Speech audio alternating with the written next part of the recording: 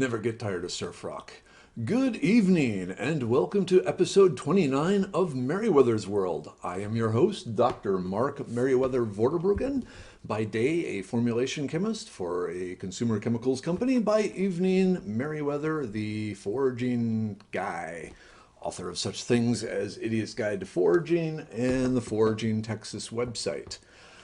Tonight we have a special co-host, the ever lovely Merriwether, who is a little confused by things, but she's using my old computer, and so there could be some problems. So hopefully she'll. Not Merriwether. Sorry, Mrs. Weather. It's force of Totally habit. older person. Yes, but shorter. Okay, that was weird. I'm frantically juggling things here. I was hoping also we could get Little Weather over here, but she decided she'd rather do math homework than hang out with Dad and Mom. Go figure. All right, hopefully we have people out there, but even if there aren't, we're just going to plow forward. As usually, we're going to start with some housekeeping type stuff. Remember, everything that we talk about here, especially in regards to plants, can be found over at www.foragingtexas.com. There's over 200 plants listed in great detail there, all sorts of, when to find it, where to find it, how to use it, toxic mimics, medicinal uses, all that sort of stuff, plus a bunch more information. So if you haven't ever been over to www.foragingtexas.com, check it out. You'll find a lot of good stuff there. What else? Oh, tonight's sponsor is the ever popular Uncommon Bees. So the Uncommon Bee Farm, and if you would put up the link, they have a wide variety of all sorts of bee-related products, not just your standard honey, but all sorts of different infused honeys or honeys infused with different flowers and spices, including the CBD oil. For those of you looking for a good source of that, they also have a whole line of handmade cosmetics made using like the beeswax from their hives. I have a long history with Uncommon Bees. We go back, I don't know how many years. But to the point, if you go to their website, and Mrs. Weather is posting the link there, if you type in the secret seedling greetings, forking weeds, one word, forking weeds, you get a discount on your order. And I want to say it's like 5%, somewhere like that. I don't remember now. It's been a while. Okay, also, upcoming classes. It's summertime, and it's really, really hot out. So there's been kind of a drop in demand for classes. Currently, the only thing I have really coming up anytime soon will be on July 6th that's Saturday, July 6th at 10 a.m. to approximately 11 a.m. I will be doing a presentation at Buchanan's Native Plants in Houston. The presentation will be on wild medicinal teas. So come and learn how to make the weeds and plants around you into useful, medicinally beneficial drinks. What else? Also just again a reminder, it's been a while, but the tornado that hit the Cato Mounds Historic Site. Those of you who, again, may be new to this show, are not very familiar with me. I have a long history going back with the Cato Mounds Historic Site up near Alto, Texas. Teaching with them. A number of months ago, they got hit directly by an F2 or F3, somewhere right in that area, F2 or F3 tornado. It destroyed the building, and among other things, a bunch of people were hurt. 40 people were hurt. One lady was killed, and the site archaeologist, Victor, ended up gravely injured. Broken neck, paralyzed. So there is a GoFundMe site set up to help him and his family get through this time. So if you can, please, please, please help them out. One of the great things about seedlings is you all are really, really awesome. So hopefully you can throw a couple of dimes their way. What else do we have? That's about it on the housekeeping. So tonight's presentation, discussion, This is a back and forth sort of thing, so be ready to ask questions. Mrs. Weather is there, ready to answer them, or at least feed them to me. But tonight's discussion, we are continuing recommended books. In this case, we'll be talking about the herbal medicinal plant type books that I strongly recommend for people. Like the edible plant books, there's lots and lots and lots of books out there. Sometimes it can be kind of hard to decide which ones are good and which ones are kind of BS. So the books I'm talking about tonight are ones that I, as a scientist, just again, a master's in medicinal chemistry, a PhD in physical organic chemistry. So books that I feel do a good job of really looking at the science of the plants rather than just tradition and hearsay and old wives' tales and things like that. That being said, before we start to books, I actually want to start with a game for those of you with kids. Oops, it's always hard. Oh, there we go. So Wildcraft, the Herbal Adventure game. We've had this, this is by the learningherb.com, but you can also get it from Amazon. Oh, I should mention the links I put up to Amazon, I get approximately 6% of the sales price. But back to Wildcraft. So this is a game, it's a cooperative game where the players work together. The goal is to get to the top of the hill and pick huckleberries for grandma and bring them back to grandma so she can make a nice pie out of them. But as you are going up the hill, you encounter different spots where injuries and illnesses may occur. And so when you land on that spot, you say, ooh, I have a mosquito bite, or ooh, I have, whatever the card says. Then the other players go through and find one of the plant cards that they have that will take care of that injury. And then they, treat you with it. And then if they're ahead of you, you move up to them. Or if you're ahead of them, then they move up to you. But you kind of work together to get up the hill, taking care of each other's injuries, and then back down again. Played this many times. My mom really liked it. As we'd play it, she would start talking about, how her mom and her grandma used different plants to treat these same illnesses. So it was really a good time and just bonding with the family. So when you have 3 generations that can all play a game. So it doesn't go into the science, but it's a good intro, especially if you want to get kids interested in herbal medicine. The Wildcraft and Herbal Adventure game. Really, oh, hey, there's even on the back, you can see. So like there's, an injury in different plants, the board, really fun. Okay, now on to the books. So like I said, I like the books that actually go into the chemistry of the plants and how the chemistry works, on the human biochemistry system.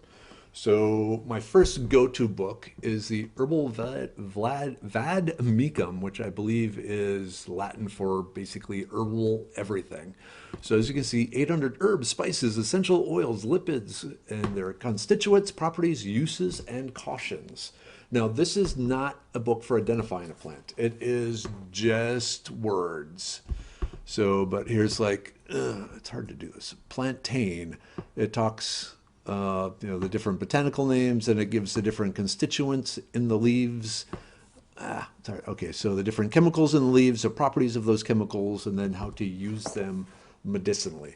This is where I always start with whenever I have a new plant, and it gets a lot of use. I mean, it has passion flower, and I saw pineapple.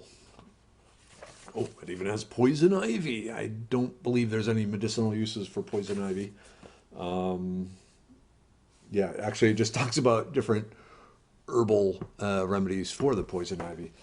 But popular and salsify and just lots and lots of plants. Like I said, it covers over 800 common, just like garden plants, kitchen herbs, and wild plants. So really, if you're only going to have one herbal medicine book, I really think it would be this one. So it's by far the one I use the most. Now, another one I really like is the Herbal Medicine of the American Southwest by Charles W. Kane. Like the other one, this really isn't about identifying the plants, though at least this one actually does have pictures of the plants. In the center there, it has a number of full color. These are actually drawings. It took me a while to realize that those weren't photographs. Those are actual drawings of the plants. But like the previous book, it goes into details about the chemical constituents of the plants and how to use them, any cautions you need to be aware of. The nice thing about this one is this really goes, well, it's a lot more specific for the south, southwest. So you might think like it has to be hill country and farther west, but actually this is really the south. A lot of these plants are found in the south, and especially a number of the weeds are found all over the US.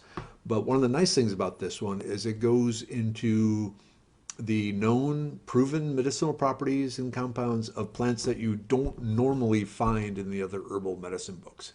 So it really goes into detail in the more, let's call it the lesser known plants of the herbal medicine world. So really, really good. This one combined with the other one are a good pair. Any questions so far? No questions so far. We do know that Julie really likes that last book you mentioned, though. Oh, cool. And someone, K-May's daughter, also likes playing Wildcraft, so that's cool. Oh, awesome. All right. So the next one in there, it's the Medicinal Plants of the Desert and Canyon West by Michael Moore. So again, this is, oops, there's a very old business card in there. One of my, like 3 jobs ago.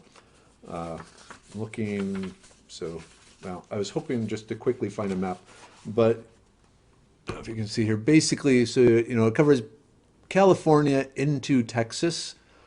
So more the desert regions. So if I was going to say West Texas type stuff, it would definitely be this book. And I'm trying to find a good one where it shows a good, oh, okay, so like, you can see how he's going back here. The blackened blobs are where in the states you will find it. So like the Stigliania is found a lot through the West Texas.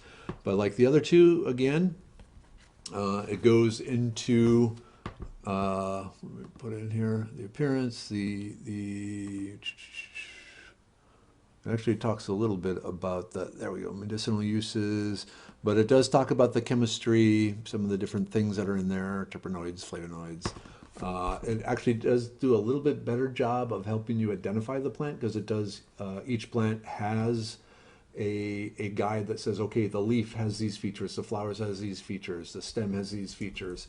The area in the west where you'll find it be like, in arios or on the top of plateaus or along stream beds or things like that. So medicinal plants of the desert and canyon west. Most of these plants are going to be more of a West Texas plant. Some of them are found throughout Texas and the South. Like even these here on the cover, this is the white prickly poppy. These are all over the place here in Houston, up in Austin, San Antonio, all the different places. But really, really useful plant book. Mushrooms, and I've talked about this book multiple times, and even though it's kind of old now, Medicinals by Paul Stamets. It is the starting place that I always go to for the medicinal properties of mushrooms. And like the others, it's not so much identification, but you can see, it gives the different chemicals that are in the different types of mushrooms, that were known, at least when the book was written. Since then, a lot of it has been expanded. But to know the medicinal properties of the mushrooms, the common mushrooms that you will find. I'm waiting for him to come out with an updated. He did come out with one that is how to grow the medicinal mushrooms. And I haven't gotten around to purchasing that yet because I just don't have time. But I wish I could. Actually, a number of the medicinal mushrooms I've successfully grown just naturally in my yard. But he does have the book and telling you how to do it in an unused closet, which we really don't have right now. So medicinal mushrooms, the Myco Medicinals by Paul Stamets, and the link is going up. Any questions? I'm not seeing any. Just thank you for my patience. I'm trying to time it with the lag where I don't post the link until you actually introduce the book so that it doesn't get confusing. So Oh, sorry about that. smart. Wow, I need to pay her more. Okay, next up. What am I saying? She gets all my money. It's kind of a great relationship. I earn it, she spends it, and occasionally I buy myself a Whataburger. That works for me. Yeah, yeah. And I always give him permission to have the Whataburger. This is true. She's never denied me Whataburger. All right, next up, Medicinal Wild Plants of the Prairie by Kelly Kitchener. That's a harder name to say than mine. It's a really interesting book. So it, like the others, it has the map of across the plains where you'd find the different plants.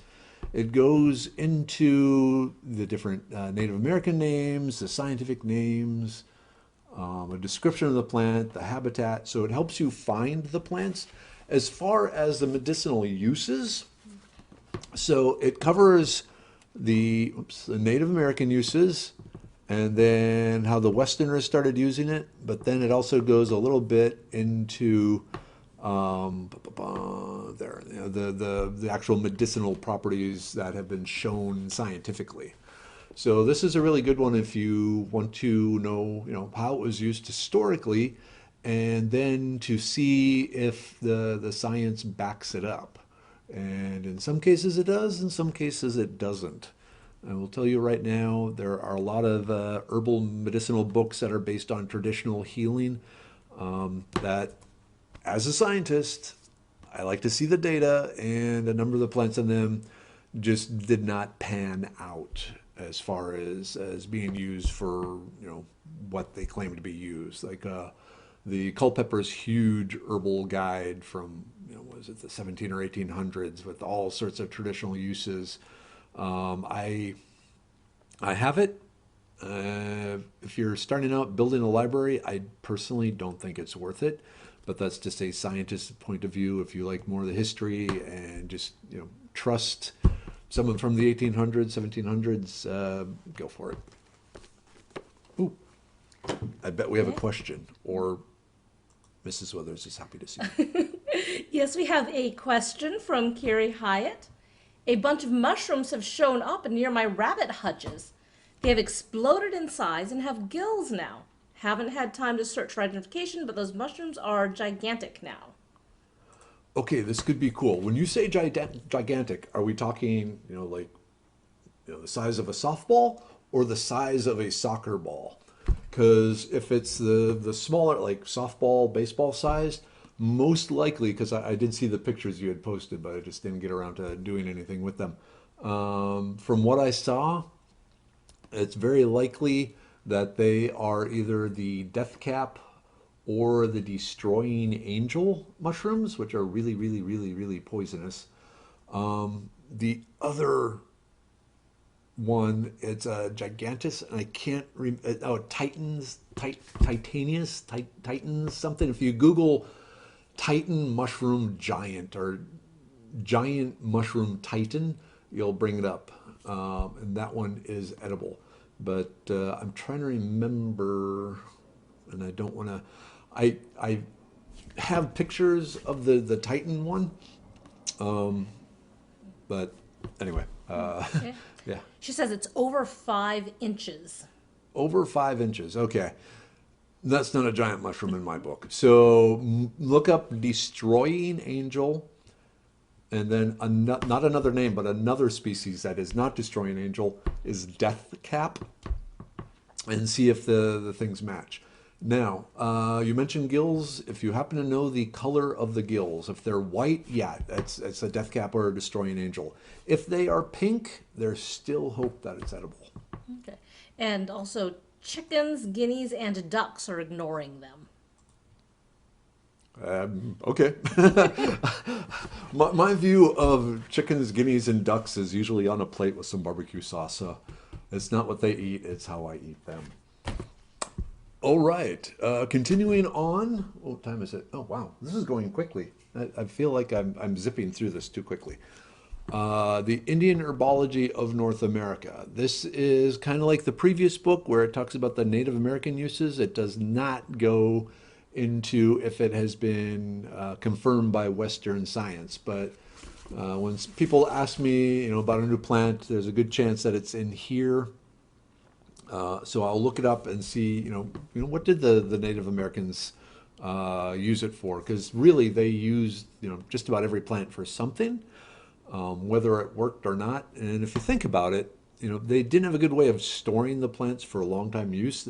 It's, if you got bit by a rattlesnake, what plants were available that day to help treat it. And so they threw that, by the fact that they needed the plant right then, they didn't have a big stockpile of different things throughout the year.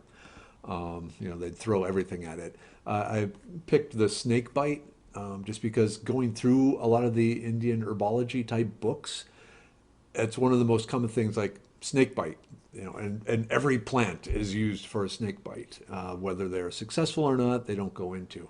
But the Indian Herbology of North America, so big long lists of how it was used, but nothing about the chemistry, nothing about the science. It does go into the specific Native Americans, which tribe used it for this, which tribe used it for that. So really good from a historical record point of view. And an interesting starting point, especially if, like me, I just love learning about plants. So it's interesting to see what the ancestors of the early mankind used the different plants to do, and what are we doing now to treat the same sort of things. Okay, along with what plants and what they do. Then most of those books did actually talk about how to use them. But then if you really want to go into advanced usage of plants, the Modern Herbal Dispensatory is just an absolutely fantastic book. With the other books, mainly it looks at the plants, oops, I'm trying to get this in focus, looks at each plant as an individual. But when it comes to herbal medicine, usually you are treating multiple symptoms or issues, and so you want multiple plants in there. And so the Modern Herbal Dispensatory goes up to the next step and then helps you figure out which plants you need to use with other plants to accomplish the goal of helping your patient. So it goes into a lot of details on recipes. It has a lot of sample formulations for some really common type illnesses. It also goes a lot into the proper way of harvesting and drying and storing the plants, because most of the plants can be treated the same way, but like flowers sometimes will be treated different than bark, let's say. So it goes into that, then a lot into the different solvents you want to use. Traditionally, it's usually water or alcohol, but not everyone can handle alcohol, so it gives some alcohol substitutes, like the glycerin and so forth, or a vinegar that may work to help extract what you want from the plants. And then all sorts of procedures, the making the basic extracts, the hands-on sort of thing, how you actually convert this pile of dried plant into some type of medicine. So the different infusions and standard infusions and tinctures and all that sort of stuff. So if you're going to get two books on herbal medicine, I would say the Herbal Vademecum and the Modern Herbal Dispensatory. And between those two, I mean, at the bare minimum, those would be my two choices to help you really become a fairly effective, I won't say doctor, but a fairly effective, kitchen doctor. Oh, sure, we'll call you a doctor. A good reason for being called a doctor is because in the apocalypse, most people won't shoot the doctor. So if you want to be ready for whatever is coming, those two books will put you a long ways. And I just have to show you something here, just because I talk about our house a lot and things. I'm going to just take this camera for a second. Our from the light fixtures, we got all the plants hanging and stuff like that. So that's our house kind of looks like a witch's workshop. Okay. I'm not a witch, I'm your wife. Ba-dum-bum. I'm the witch. I guess I'd be a warlock. I'm a chemist. All right. Last of the herbal medicinal books that I recommend for a really well-rounded library is Rosemary Gladstar's Medicinal Herbs, A Beginner's Guide. And this focuses on your kitchen herb type plants. So not the wild plants, but just the sort of things you would have growing in your kitchen and how to use them to make the different medicines. This is one that I always recommend people get for Mother's Day for their moms. It's a very beautiful book. Looks great on your coffee table, sitting there, on your kitchen table, good to page through. Then just great for the little day-to-day family illnesses that can pop up, especially if you have kids out in public schools and so forth like that. But how to soothe upset stomachs and fevers and congestion and lethargy and all that sort of thing. So the Rosemary Gladstar's Medicinal Herbs. So how to use your normal kitchen herbs to make simple but effective medicines. She does not go into the chemistry, but going through her book and cross-referencing this against the ones that actually do include the chemistry, and I'm hoping I'm not giving people motion sickness by this constant moving. Agarita leaf tincture or tea will help with motion sickness. But the Rosemary Gladstar's Medicinal Herbs, really, really good. Again, if you just want to start out and see, if this is even something you want to do, this might be the first book. Like, this is like the pretty simple, the Pinterest guide to herbal medicine, if you will. But still has its uses, especially if you're just starting out. Okay, so that is my recommended herbal library. Mrs. Weather has been posting the links to the plants. There she is. Hello, Mrs. Weather. She has been posting the links to the books. And just a reminder, if you do order through those links, I get 6% of the sales price. I had to think there for a minute if I should use the term we or I, and I guess actually it's we. So thank you there. So it's about halfway through. So just again to remind you, tonight's sponsor is Uncommon Bee or Uncommon Bees. They have a whole line of really amazing bee products. So not just your simple honeys, like I said, the infused honeys, different flavors infused with different wildflowers and herbs. Also a whole line of different CBD products. And not just infused honey, but also different soaps and lip balms and assorted other things like that to just help you deal with whatever issue you are using the CBD to deal with. So you can order through their online shop, and then also they follow them on Facebook, follow them on Instagram, so you can see where what pop-up markets they're at. There are a bunch of really great farmers markets all through Houston, and they usually try and hit 2 of them every weekend. Really great people, awesome friends, and just an absolute top-notch honey. Set that over there. Okay, any questions? Someone's saying the links don't work. They touch them. See, yeah, I'm still following the instructions that you gave me of copy and pasting them in. So I noticed sometimes it takes a while for the links to convert from just plain text to an actual link. Yeah. Like I said, we are maxing out my computer to the max here. So you didn't see, but I actually have a cable running. I have it hardwired to the router upstairs. So we have a big long Ethernet cable that runs across the house, up the stairs, and into the bedroom where the thing is. But everyone's learned to step over it. All right, so no other questions? I'm not seeing any. All right, well, in that case, let us move on. We talked about medicinal plants. Now let's talk about using the plants for non-medicinal uses, but for food and for drink for pleasure. Now, to start, and actually didn't put a link for Mrs. Weather to copy, but of course there is my book, Idiot's Guide Foraging. And just to remind you with the Idiot's Guide Foraging, the way the Idiot's Guide series works is they find an idiot to write a book for them. I do not get royalties for this book, even though I'm the author. Da, da, da, you can see me down there. So it was just a one-time payment.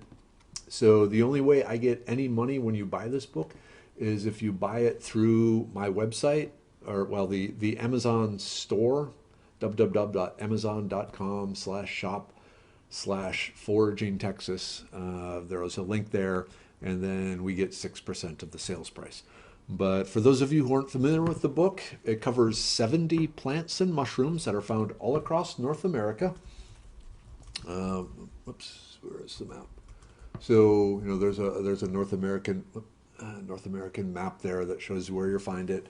But along with the 70 plants, there are 30 recipes. Now, I will admit that I did not do these recipes and I did not take these absolutely amazing photographs. So that was by a husband and wife team that the publisher found to basically take the plants that I had chosen, and they turned them into absolutely amazing food and amazing photographs. And I am horribly, horribly embarrassed because I cannot remember their name and the link, but I will post that at the end of the show. Ooh, we have a question. Okay. Yes. Julie's asking, I am short on greens right now. Need some ideas for wild greens in my diet right now, please? All right, so we're just entering purslane season, so I'm seeing a lot of purslane around. We're at the end of cucumber weed season. Tell you what, let me do, if we can do this and do that. Hey, there we go. So the amaranths, there's quite a few, come on, you can do this. Quite a few amaranths around right now, and the leaves are very edible. The lamb's quarter is also around. As you're a little more up in the hill country, there's always wood sorrel, balloon vine. The tips of that should just be showing up along with the Japanese honeysuckle, the tips of those, but those are more of a cooked green rather than a raw green. Looking through.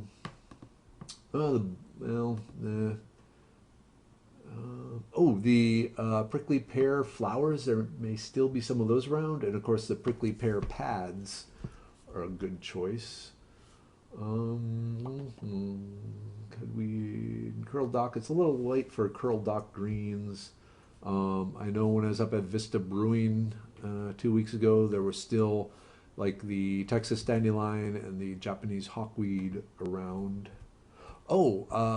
Grape leaves, especially you can do a pickled or preserved grape leaves, and it can be either the Mustang grape or the Muscadine grape leaves. Those are really good if you just look up like preserving grape leaves. There's lots of recipes online.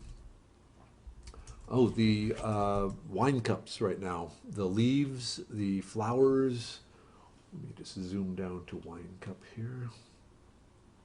The leaves, the flowers, and the tuber are all edible. This is the wine cup. It's called a wine cup because the flower looks like a wine cup. Important safety tip. You always want to look into the flower before you pick it because bees actually like to sleep in them. Those of you who are at my Washington and the Brazos class a month or so ago, we actually found a wine cup with bees sleeping in it. It was really cute. They cuddled up. Bees are so sweet. But all the different, the fruit you don't eat, but the whole plant in spring, the tuber, the leaves, the flowers are all edible. So that's just a few of the different edibles that are out there right now. Lots to see over on www.foraging Texas. All right. Whoop, do we have another question? I was just letting you know, it looks like the links work for people that are on computers, but not necessarily when people are on the phones. So maybe it's kind of a technical thing. Yeah, so that's Okay. just a side note. The Foraging Texas website that was created way back before people had Okay. smartphones. This thing is wow, Mm, 10 years old, something like that. And Oh, several other people have been throwing out oh, comments of different plants that oh, you can for look June. at. So, but Okay, cool. That's why I like my okay, seedlings. They're very, very friendly and helpful. okay. Julie is asking, what about alligator weed right now? Oh, yeah, alligator weed. Let me go to that one quick. So that is a water plant, and you'll find that growing along the edges of water. This is actually a cooked green. Anything you harvest that's in the water, you need to cook, just so you kill any bad bacteria, protozoa, any of the microbes that what in Boy Scouts we always called beaver fever. So you really don't want dysentery from eating something raw from untreated water. So the alligator is a good one. The bottle brush tree right now, not so much a green, but it makes a wonderful tea. Um, Depending on the maple seeds in your area, we're probably right at the beginning of, it's probably a little early yet for roasting the maple seeds. Hostas, if you have hostas, the common landscaping plant, the young leaves and the flowers taste kind of like asparagus light. The flowers can be eaten raw. For those of you who don't know what a hosta is, where is hostas? There we go. Like I said, there's a lot of plants on here. So this is the hosta, but the young leaves and the flowers are both edible. The leaves usually will be steamed, either just as is. Um, yeah, the berries not so much, but the young leaves and the flowers are the edible parts of the hostas. Trying to think if there's anything. There might still be some sow thistle around. Oh, frog fruit. That's a summertime plant. So frog fruit, the leaves of the frog fruit are another cooked green. All right, let's get back to the books and the libraries. So we talked about my book. The next one I want to suggest to you is Yule Gibbons Stalking the Wild Asparagus. You may have noticed I did not include Yule Gibbons' book, Stalking the Healthy Herbs or whatever. He has a book on medicinal plants, but I actually don't recommend that one because his basic theory was that the reason that these plants helped medicinally is just because they were super nutritious. So the other book, not this book. This book is actually just eating, but the Yule Gibbons book on healthy herbs, like I said, his premise was just they're really nutritious in the body by getting that extra dose of nutrition that usually the people don't get. It helps them heal more quickly. So it actually kind of led me astray in the whole herbal medicinal plant world for quite a while until I figured out no, there's all these other chemicals in there. But as far as eating, just the different wild plants. Yule Gibbons' Stalking the Wild Asparagus is considered like one of the first real mainstream books from the late 60s, early 70s. And I love this book. It is just absolute poetry. The way he writes, not just finding the plant, but then using the plant and the memories that using the plant invoke from his childhood and all this sort of thing. Um, it's just a joy. It's an ode to wild food, and they're all simple recipes, but there's so much love that comes from the page. I absolutely love this book. I mean, Yule Gibbons was my hero. I always wanted to be on Johnny Carson like he had been, but of course, A, Johnny Carson died before I was famous, and B, I'm still not famous, so not going to happen.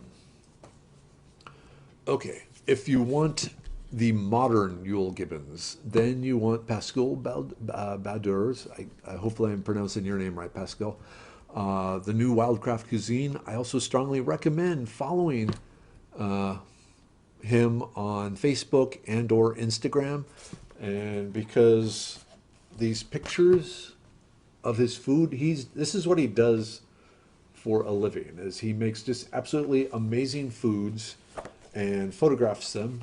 Now, these are the different plants.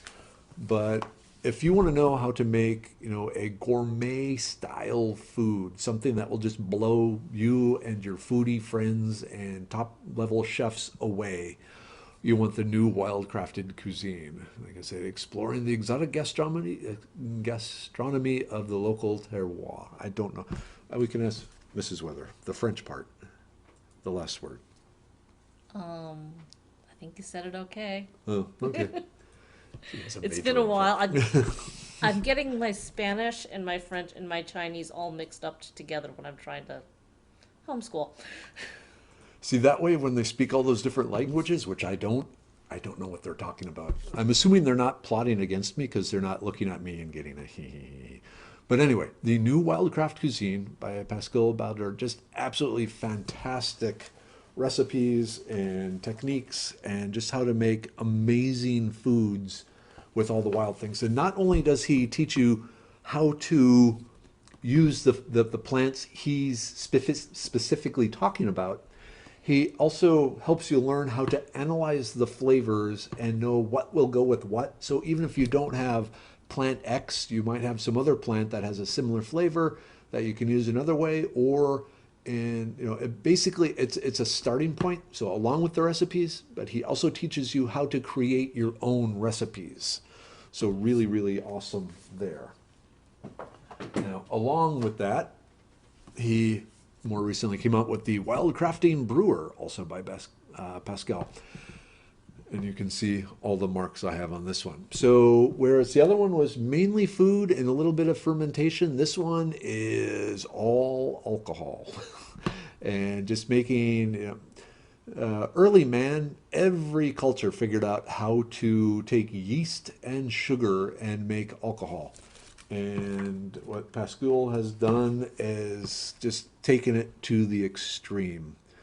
And just, he basically tells you how to walk through a forest and capture the flavors and the smells of the forest, from the leaves and the mushrooms and the flowers and the vines and the moss and the dried leaves and all these things, and turn them into just absolutely fantastic drinks. And really beautiful stuff here. You can see all the different leaves and mushrooms and so forth. So woodsy mushroom beer, how awesome is that? It's all done wild. I'm trying to think. Here's, we got just using jars and water and air and plants and lots of different plants. There's so much stuff in here I'm working on, and it's just it's an absolute joy. It's almost intimidating, but again, like Ewell Givens, his love of the subject just comes pouring through every word and every picture, and you just get swept up in this love of your local area. So he's based out in California, but he again teaches you how to use the plants around you to get a very specific flavor of your land. And it's just absolutely amazing. Now, from Pascal, we go on to Ellen Zakos. I don't know if she's watching tonight. She's a buddy of mine. Well, all of us foraging instructors are buddies, but she teaches, I guess she's out in New Mexico now. Yeah. So backyard foraging, in this particular book, she basically, it's all about the different, it's edible landscaping, different plants you can hide in your yard, so, and get food from them. But in each case, then she has a how to eat it part. I don't know if you can see that. But she goes into detail, not necessarily giving specific recipes, but how to incorporate them into simple to follow guidelines, if you will. Make a syrup on this and pour it over pancakes or waffles, things of that nature. So, it helps if you kind of have some cooking ability and know some basic recipes, on carts and sauces and so forth. But really, really good book for just how to fill your yard with food that no one but you knows about, and then how to make really tasty things out of it. So the Backyard Foraging by Ellen Zakos is a treasure of knowledge.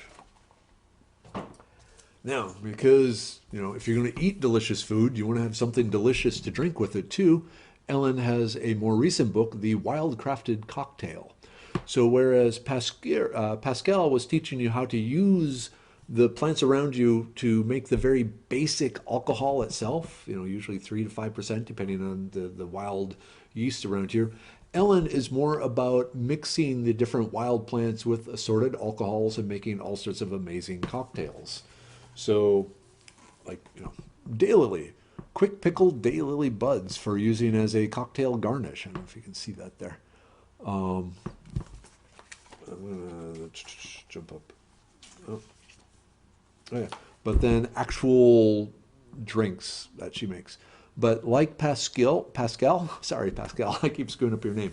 So like Pascal, not only does she give recipes, but she also teaches you then how to think about the plants around you and how to decide what flavors might go either as a replacement in traditional cocktails, or gives you guidelines on how to think about a wide variety of alcohols and flavors to help you develop your own special cocktail with the very local list of plants, the ones there in your yard, and coming up with cocktails no one else has, no one else can have, but will be very, very, very good.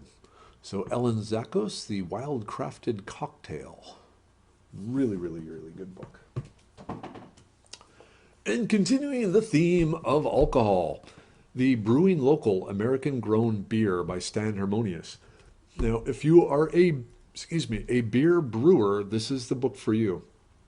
So the basis of this book is historically in North America, when the people came over, they wanted beer. They were used to drinking beer, over in Europe. They wanted beer. A lot of the normal beer making plants weren't there, which did not stop them in the least. Basically, once they got to the North America, every plant eventually got turned into beer. And this is including things like oak bark and dandelion root and plantain seeds. So local brewing is a part historical document talking about the different plants that were used by the different, every little town and every farmer made their own beer. So there was no Budweiser. Oh, what a joy. So, every town had its own little brewery and every farmer made their own beer. And Stan went through the historical documents and even tracked down, historical records and learned how to recreate all these beers using the plants, both the domesticated plants and the wild plants that were used historically to make beer. And then he goes into recipes. And I needed to show you, if you can zoom in here. Yeah, see, somewhere. Yeah, technical editor, Mark Merriwether, border broken. So it was my job to do the wild edible plants and the beers of them and how they were used. So there's a whole bunch of different wild plants in here and how to use them to make beer. Ain't that awesome? So technical editors actually don't get any share of the profits. Stan, I guess, gets pretty much all the money from this. That's fine. He did the hard part, and I got to drink a lot of beer. But again, if you buy it through the link, 6% goes to me. But if you are a brewer, this is the book you want to have, just to open your eyes into all the different possibilities and all the flavors of beer through history. We're not done with the drinking. Another book I really, really like is Emily Hahn's The Wild Drinks and Cocktails, Handcrafted Swatches, Shrubs, Switchels, Tonics, and Infusions to Mix at Home. This is very similar to... Uh-oh. Are we live? Okay. It's still going. Okay. You're just sorry. just I'm lag. getting... Okay, I'm getting warnings here from my computer. So yeah, so the handcrafted swatches, shrubs, switchels, tonics. This is similar to Alan Zakos' book on making cocktails, but this is kind of a lot of the Prohibition era type cocktails using, you know, the different wild plants to make things and other sort of things. But the what I like about this is it introduced me to the joy of apple cider vinegar cocktails, especially what's called the switchels, which is like a mixture of fruit juice and apple cider vinegar and a little bit of sugar and a whole bunch of alcohol, and damn, they are really, really, really good. Again, you can see I have all the different recipes that I've marked that I like. So this is not as historical as Stan Harmonious's local brewing, even though a lot of these types of cocktails were developed during the Prohibition era. You know, basically they were hidden alcohols, but just a really, really, again, a whole different take on cocktails that kind of has a historical basis and then advanced into wild plants and things of that nature. I feel like I'm not doing it justice, but it just gives all sorts of, you know, tips on making syrups and the ingredients that go into the cocktails and the other types of drinks. So really, really, really good book if you want some really unusual but absolutely delicious sort of drinks to share with your friends. Okay. Another book I really like, and I think this is something they should teach in history, Food in History. And so this isn't so much recipes per se, but what it is, it's pretty much the history of what we know about what humans have been eating. Going back to the earliest caveman times and what we found from, you know, digging up old bones and cave ruins and so forth. What were the diets of the cavemen? What were the diets of the ancient Greece, ancient Rome, ancient Chinese, South America, Eskimos, Inuit, all the different cultures all over the world, basically from the earliest times up into about the 1970s. It has a really fascinating chapter on instant foods and the development of like Betty Crocker and things of that nature. I will tell you, especially the early foods, there are some things that nowadays you would just freak out if someone put on a plate in front of you. But it's all about the calories, and most of the time, the early mankind was starving and in desperate need of calories, and so if they could convert anything into calories, they were going to do it. Like pretty much every culture that had access to fish discovered if you fill a clay pot with a bunch of fish and leave it in the sun for about 6 months, it turns into this weird oil as it rots away, and then the oil is used to season food and dip. You know, think of it like rotted fish olive oil. But pretty much every culture figured that out, that if you let fish rot long enough, you can eat it again. Joy. All right. Another one I really like is Susan Ebert's The Field to Table Cookbook. What's really cool, well, you can see here, gardening, foraging, fishing, and hunting. What's really awesome is Susan is actually located here in Texas. She has a long history writing for all sorts of outdoors magazines and cookie magazines, Rodell Press, all these sort of things. And she's an award-winning author, and an award-winning cook.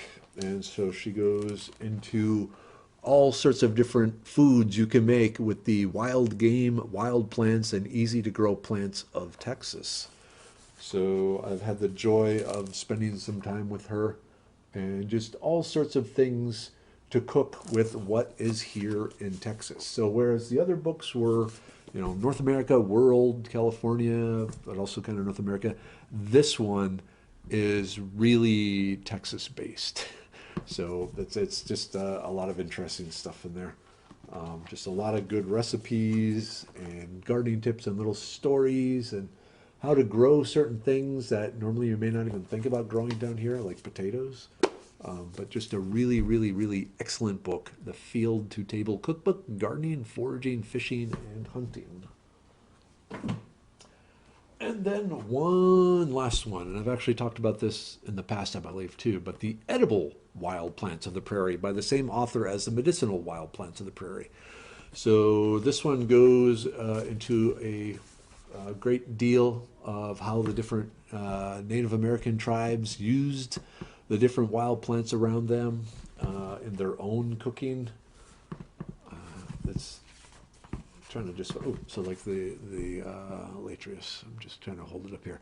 So like the other book, it gives the different Native American names for it, the scientific names, the description, where you find it, but then it goes into the different food uses by the different tribes. So, and there's a lot of information on that. Really useful if you want to know anything about the Native American diets. So, wow, any questions? There's no questions. I think there are a lot of people that like the different books that you've mentioned, especially the ones that have things that you can drink. Yeah, happy. What's the alcohol is proof that God loves us, I think, or what did Benjamin Franklin say? Something like that, or beer is proof that God loves us. I don't know. When you think about it, the first miracle was turning water into wine. So anyway, wow. Okay, it is 8:56. So this is a point where we'll just get both of us in the picture here. So like I said, the little weather decided she would rather do math than join us. We're done at 4 minutes here. If you think of any questions or anything, I will go back through all the comments and see if there's anything else there that needs to be said or added. For the record, she doesn't actually like doing math. It's just that I'm a mom that's making my kid do math over the summer. I support kids doing math over the summer. Otherwise, I would free her from the idiot. No, no, math is important. You ever see those memes on Facebook, like, another day passed and here I am not using algebra. And my responses to that, I use algebra every day. I bet you're in kind of a low-paying job. That being said, at this point, we could actually just say good night, unless any other questions last minute. Otherwise, Jordan Franklin is asking. She says that I've been experimenting with herbal kombuchas. Does fermenting change the actions of the herbs? okay, kombucha, the fermented different plants, the tea. Generally, that's a hard question to answer. For the most part, it is assumed, which is always dangerous, it is assumed that a lot of medicinal properties will be relatively unchanged by the particular bacteria doing the fermentation. That being said, there's a whole lot of chemistry going on, and in the end, it's don't know. It probably changes it some. I don't think it makes anything poisonous. There's a long history of fermented drinks, and suddenly people don't drop dead. That being said, I cannot guarantee the medicinal properties will remain the same, or the concentration of the medicinal properties, compounds will remain the same. It's going to be one of those things that you're going to have to just test it and see what happens, which is often the case with the wild herbal medicine type stuff, especially as far as dosage goes, because wild plants are not domesticated plants. They do their own thing. And just from plant to plant, the amount of the chemical constituents, the concentrations of the chemical constituents can actually vary quite a bit. So you may, make a tincture from, the same plant 2 different times, and the weights are the same, the alcohol is the same, all that, and you will get varying effects on the body because the actual concentration of the medicinal compounds can vary some. Okay, so yeah, not the best answer, but it's, yeah, you just have to try and see what happens. Anything else? Julie was asking about your words of wisdom. Words of wisdom. Yeah, I I haven't think been. you lost your train of thought. Yeah, no, well, yeah, yeah. Yeah, I don't have any words of wisdom. I've pretty much used up after the like the five words of wisdom. I really that was pretty much the end of my wisdom. If I guess if I was going to offer one more thing of wisdom, it was do everything you can to maintain really fast reflexes. Really fast reflexes are the key to surviving in the world. Don't you mean the key to surviving driving down the freeway? Oh, yeah, that too. But well, just surviving, really fast reflexes. I should post this on driving home. So I live up on the north side and work down on the south side. Those of you who are driving down 45 through Houston this afternoon got to see a truck with a huge load on it, kind of impaled on one of the overpass bridges by the aquarium. So I have a dash cam. I'm going to try and see if the video I have of that is worth posting. But yeah, yoga or caffeine or whatever it takes to maintain really fast reflexes. Okay, it's 1 minute past 9. So at this point, whoa, fast reflexes. Uh, we are going to sign off. What you didn't see was the glass of water almost spilling over the keyboard. But it didn't because I didn't hit it hard enough. I'm sure in the future I will. Okay, everyone. Thank you so much for watching. Oh, next week. Yeah, the 19th, having a special guest, non-family member. One of the things I'm trying to do is start to bring in other people that I think you would enjoy hearing talk. And so we are going to have a discussion about basically the biological basis for creating a zombie apocalypse.